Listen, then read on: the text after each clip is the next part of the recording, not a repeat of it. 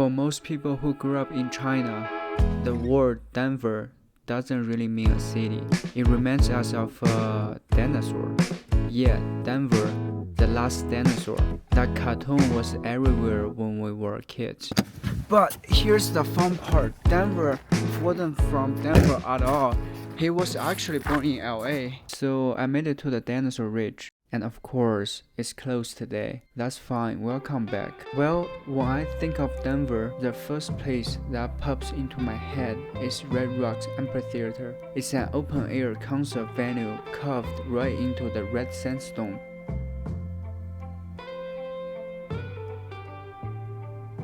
I mean, look at this place. These rocks are older than the dinosaurs. We're talking 300 million years old. Back then, this was a flat desert, and over time, all that sand and gravel turned into the red sandstone you see now. Geologists call it the fountain formation. I don't even know what that means, but it sounds pretty fancy, right? Basically, just Earth stuck in layers for a few hundred million years, and then one day, the Rockies popped up and titled everything on its side. That's why these walls stand like this now. Nature literally built its own concert hall. Way before any band showed up, the Wood tribe used this spot for ceremonies. They already knew there was something powerful about it. Fast forward to the late 1920s, the city of Denver bought the land, and during the 30s, New Deal crews from the CCC and the WPA carved the modern amphitheater right into the rock. It officially opened in 1941. Then in 1964, the Beatles played here. And that's when Red Rocks really blew up. Fun fact though, it was their only US show that year that didn't sell out. Probably because it's halfway up to a mountain, but that night became legendary. After that night, every big artist wanted to play here. Today, it seats about 9,500 people, and when there's no concert, you can just walk right in. On regular days, it opens from about an hour before sunrise to an hour after sunset, and on show days, they close it around 2 p.m. They say Red Rocks is the best place on earth to see a concert. I believe that. I just hope I can afford a Zach Bryan ticket before I die. There's also the Trading Post Trail, a quick 1.4 miles loop through the rocks with beautiful views of the city. Super easy and totally worth it.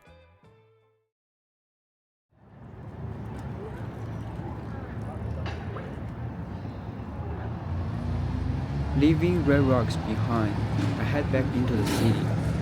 This is a Union Station, Denver's living room.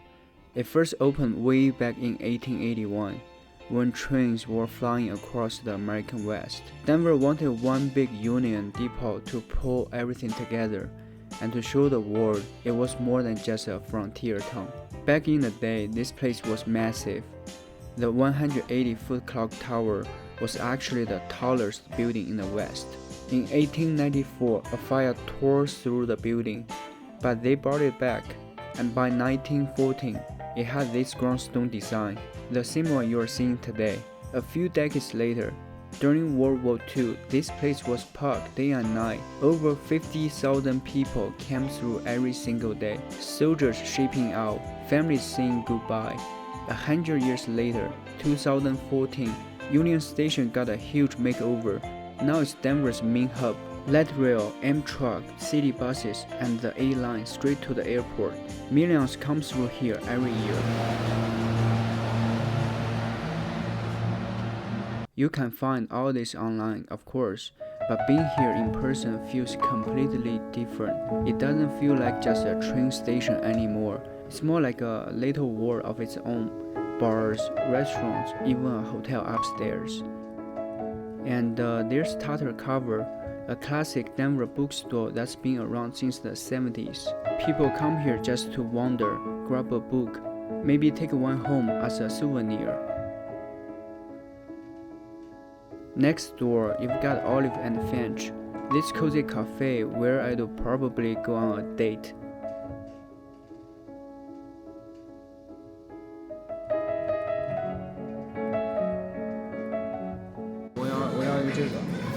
Dirty chai tea latte. I'm out of chai. Actually, what's your recommend? Any of the salted caramel latte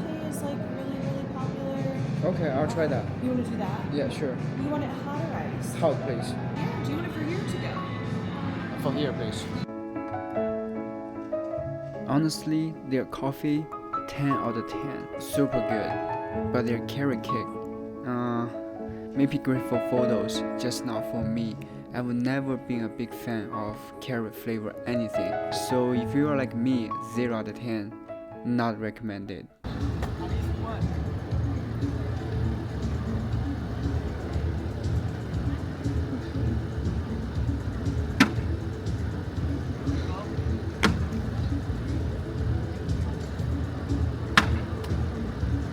After spending some time at the Union Station, I headed a few blocks east, straight toward one of the places I would be most excited to see in Denver. Even before coming here, I heard about it so many times, the Colorado State Capitol. I'm here in front of the Colorado State Capitol. All I want to say is someone definitely took a shit here. It smelled so bad. So bad. It's definitely in my top 3 must-visit spots because that shiny golden dome on top isn't just decoration. It's actually covered in real gold leaf, added back in 1908 to honor the Colorado Gold Rush. When they first put on that gold, it cost around $15,000, a lot of money at the time. The last big restoration cost over $16 million. And just the gold alone was worth about $120,000. Our mine right here in Colorado, the building itself was finished in the 1890s, built mostly out of Colorado granite. And if you climb the steps to the entrance, you will see a small marker that shows exactly 1 mile above sea level. That's where Denver gets its nickname, the Mile High City. See, if that cup wasn't there, I'll be already up there, go get myself some gold.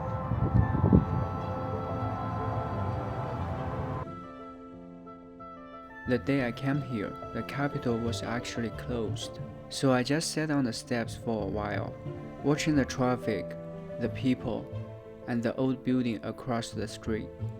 Before today, I always thought the only US cities I really like were places like Miami, or maybe San Francisco or LA, where there's sunshine and delicious Asian food everywhere. But at that moment, I suddenly felt like Denver isn't as boring as I used to think. It's got a slower rhythm, a nice rhythm. It made me think, maybe living here long term wouldn't be a bad idea after all.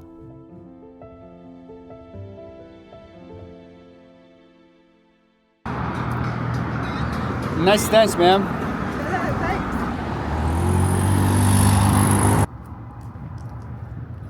Close your mouth, bro. This is the biggest dustpan I ever seen. Take a selfie. Not far from the state capitol, I somehow found myself walking toward the Denver Art Museum. The buildings around here are very unique. Sharp angles, bold shapes, all modern and a little unexpected. I don't really know much about art, but even I could feel the creative energy in the air. The museum has 2 main buildings. The first floor is open to the public for free. You can walk around, check out the gift shop. Guess how much does this cost? $1,600. But go upstairs, you'll need a ticket. Out of a curiosity, I asked one of the staff. So what's on the upstairs? Upstairs we have, Art. you're not wrong there, we have our current large fall exhibition going on right now. Okay. So Camille Pissarro's Impressionism. This is the catalog for the show there. I mean, I don't know much about art, but that looks pretty professional for me though. Oh yes. Yeah. Can you buy some of those paintings or like? We have images available upstairs for a lot of these guys. Yep. Okay. Must be expensive, right? They're not too bad for some of these. Okay. Depends on the size you're looking at. Oh, that's pretty cool.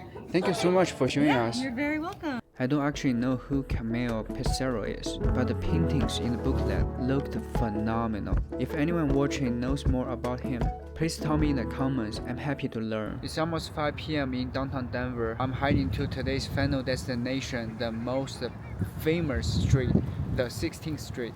Let's go check it out. Wait. Right in the heart of downtown Denver, there's a place called the 16th Street Mall, a 1.25-mile stretch made just for walking, shopping, and people watching. It was designed by I.M. Pace's team and opened way back in 1982. Walking here today, I was like, man, since when did Denver get this many people?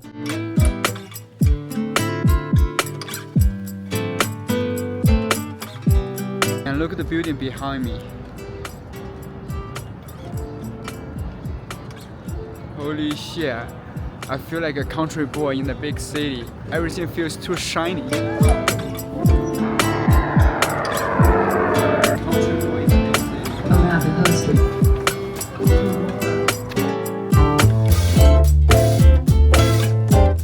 I get a menu special? Holding a Chinese guy uses chopsticks.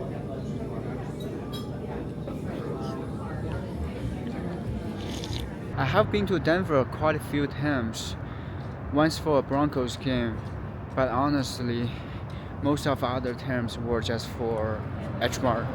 You know, being Asian, we all need our Asian grocery store. But this time, I actually took the time to look around, and the city's way bigger than what I thought.